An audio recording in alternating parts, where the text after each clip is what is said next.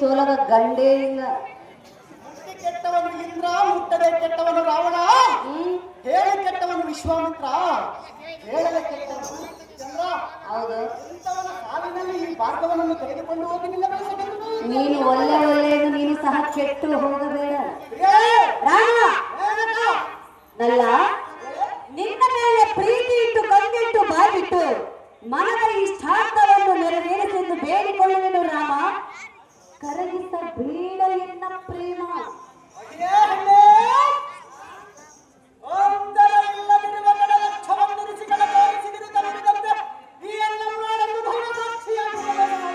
ಹೌದು, ಸ್ವಚ್ಛವಾದ ಬೆಳದಿಂಗಳ ಕಾಂತಿಯ ಮುಚ್ಚಿಸಿ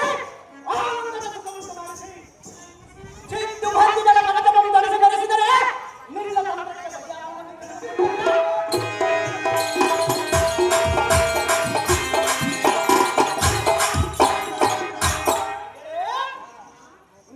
ತಂತ್ರವು ಎಲ್ಲ ಮುಂದೆ ನಡೆಯುವುದಿಲ್ಲ. ಮಂಕುಮತಿ ನಾರಿ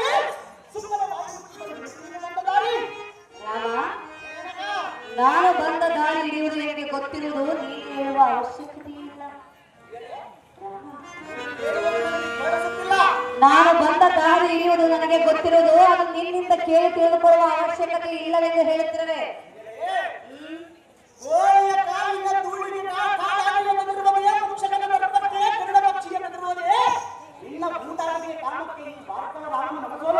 ಇಲ್ಲವೇ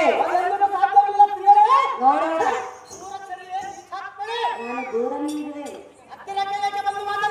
ನಾನೇ ಬಂದಿರುವೆ ಬಾ ಎಂದು ಹೇಳುತ್ತಿರುವೆಯಾ?